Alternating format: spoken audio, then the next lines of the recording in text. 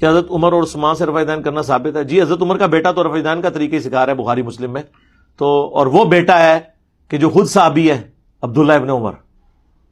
ہاں، بلکہ بخاری مسلم میں تو عبداللہ بن عمر نے یعنی نبی علیہ السلام کی وفات سے 1 مہینہ پہلے کی بھی ایک حدیث بیان کی ہے، جس میں انہوں نے کہا کہ نبی علیہ السلام نے فرمایا کہ آج جو کوئی زندہ ہے 100 سال نہیں گزریں گے کہ اسے موت آ جائے گی، یعنی میرے ایرا کے جتنے لوگ ہیں وہ 100 ایئرز کے اندر مر جائیں گے. اور واقعی ایسا ہوا کہ آخری صحابی 110 ہجری میں ابو طفیل عامر بن واصلہ فوت ہوئے نبی علیہ السلام کی وفات کے 100 سال کے بعد. تو عبداللہ بن عمر نے اس حدیث کو روایت کیا، اور بخاری مسلم میں رفع الیدین کی حدیثیں انہوں نے روایت کی ہیں، اور یہ اس پہ تو میرا ویڈیو لیکچر دیکھ لیں.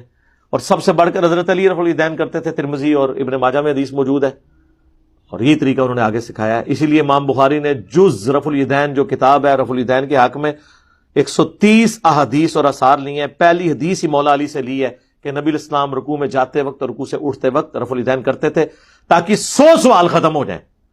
انہوں نے کہا تھا ابو بکر کرتے تھے کہ نہیں، عمر اور چھوڑ دیو، مولا علی کرتے سن. جب چھپ گئی سی حدیث تے مولا علی تے تینوں خلفاء نال رہے نے نا، ٹھیک ہے نا، اور اہل البیت بھی ہیں، سب سے پہلے اسلام قبول کرنے والے ہیں. اگر مولا علی رفع الیدین کرتے رہے تو باقیوں کی تو ضرورت ہی کو نہیں.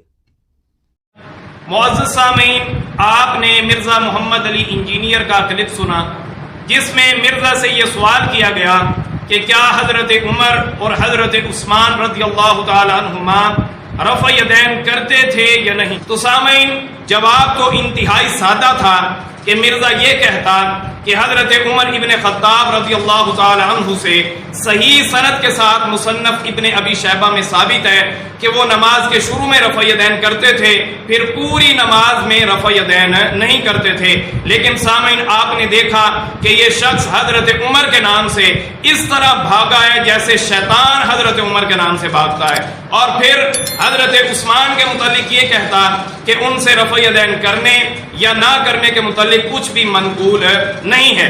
لیکن سامعین دیکھیں اس نے اپنے فالورز کو کس طرح کہانی کرائی اور ادھر ادھر کی باتیں کر رہا ہے. سوال اس سے حضرت عمر کے متعلق کیا گیا ہے، لیکن یہ حضرت عبداللہ ابن عمر کی بات کر رہا ہے اور کہتا ہے کہ حضرت عمر کے صاحبزادے حضرت عبداللہ ابن عمر بخاری مسلم میں رفع یدین کا طریقہ ہی سکھا رہے ہیں. تو سامعین، میں الحمدللہ اس بات پر بھی انشاءاللہ مکمل کلپ ریکارڈ کرواؤں گا اور ثابت کروں گا کہ صحیح سند کے ساتھ ثابت ہے کہ حضرت عبداللہ ابن عمر بھی نماز کے شروع میں رفع یدین کرتے تھے، پھر پوری نماز میں رفع یدین نہیں کرتے تھے. اور پھر سامعین آپ نے سنا اس نے یہ کہا کہ حضرت ابو بکر اور حضرت عمر کو تو چھوڑو، جب حضرت علی رفع یدین کرتے تھے تو میں الحمدللہ اس پر بھی مکمل کلپ ریکارڈ کروا چکا ہوں، اور میں نے یہ ثابت کیا ہے صحیح سند کے ساتھ کہ حضرت مولا علی رضی اللہ تعالی عنہ بھی نماز کے شروع میں رفع یدین کرتے تھے،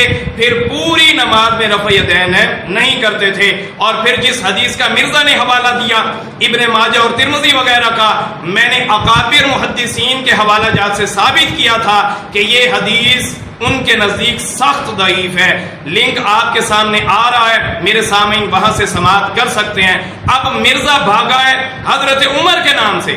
آج کی اس نشست میں میں حضرت عمر سے ہی ثابت کرتا ہوں کہ حضرت عمر بھی نماز کے شروع میں رفع یدین کرتے تھے، پھر پوری نماز میں رفع یدین نہیں کرتے تھے. تو آئے سامعین، اس سلسلہ میں یہ میرے ہاتھ میں کتاب مصنف ابن ابی شیبہ ہے، مصنف ابن ابی شیبہ، جس کے لکھنے والے امام ابن ابی شیبہ رحمۃ اللہ علیہ ہیں، اور یہ مرزا صاحب کی بڑی پسندیدہ کتاب ہے. اور سامعین اس کتاب کی جلد نمبر 1 ہے، اور سامعین اس کتاب کا صفحہ نمبر 268 ہے. اب روایت کے الفاظ سنیں. ان الاسود قال صلیت مع عمر فلم يرفع يديه في شيء من صلاته.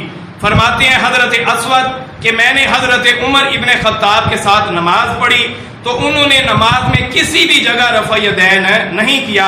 آگے فرماتے ہیں الا حین افتتح الصلاۃ، مگر جب انہوں نے نماز شروع کی تو رفع یدین کیا، پھر پوری نماز میں رفع یدین نہیں کیا. سامعین دیکھیں مسئلہ کتنا واضح ہے. حضرت اسود فرما رہے ہیں کہ میں نے حضرت عمر ابن خطاب کے ساتھ نماز پڑھی، انہوں نے نماز کے شروع میں رفع یدین کیا، پھر پوری نماز میں رفع یدین نہیں کیا. یہ تھی سامعین سامعین وہ روایت جو مرزا چھپا گیا اور ادھر ادھر کی باتیں کر کے اپنی جان چھڑوانے کی کوشش کی. اب آئے سامعین میں اس روایت کی تصحیح میں محدثین کے مزید حوالہ جات آپ کے سامنے پیش کر دیتا ہوں. سامعین یہ میرے ہاتھ میں کتاب شرح معانی الآثار ہے جس کے لکھنے والے جلیل القدر امام طحاوی رحمت اللہ علیہ ہیں، اور یہ وہ جلیل القدر امام ہیں جو امام طبرانی اور امام ابن عدی جیسے محدثین کے استاد ہیں. اور سامعین اس کتاب کی جلد نمبر اول ہے اور سامعین اس کتاب کا صفحہ نمبر 646 ہے. امام طحاوی رحمت اللہ علیہ اسی روایت کے متعلق فرما رہے ہیں جو میں نے آپ کے سامنے مصنف ابن ابی شیبہ میں سے پڑھی ہے. فرماتے ہیں وَهُوَ حدیث صحیح، فرماتے ہیں کہ یہ روایت کیا ہے؟ صحیح ہے. یہ روایت صحیح ہے. امام طحاوی فرما رہے ہیں جو امام طبرانی اور امام ابن عدی جیسے محدثین کے استاد ہیں.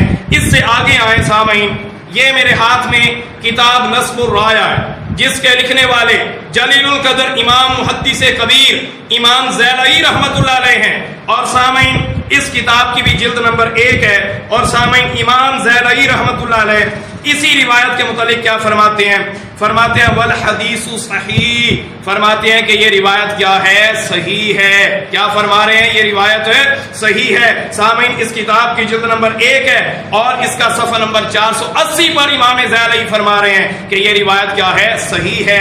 اب آئے سامعین اس سے آگے، یہ میرے ہاتھ میں الجوہر النقی ہے، الجوہر النقی، اور سامعین جس کے لکھنے والے علاء الدین ترکمانی رحمت اللہ علیہ ہیں جو کہ امام جرح و تعدیل ہیں.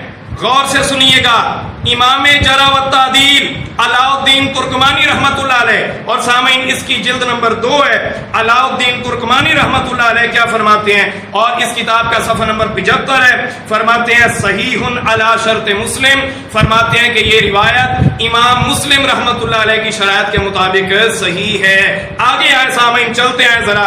اب دیکھیں میں آپ کے سامنے مزید حوالہ جات پیش کرتا ہوں. یہ میرے ہاتھ میں سامعین فتح القدیر ہے، کتاب فتح القدیر جس کے لکھنے والے امام محدث کبیر کمال الدین رحمت اللہ علیہ ہیں. اور سامعین اس کی جلد نمبر 1 ہے.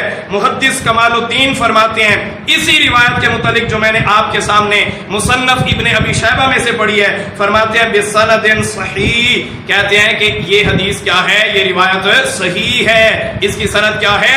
صحیح ہے. اس سے آگے آئیں، یہ میرے ہاتھ میں نخب الافکار ہے.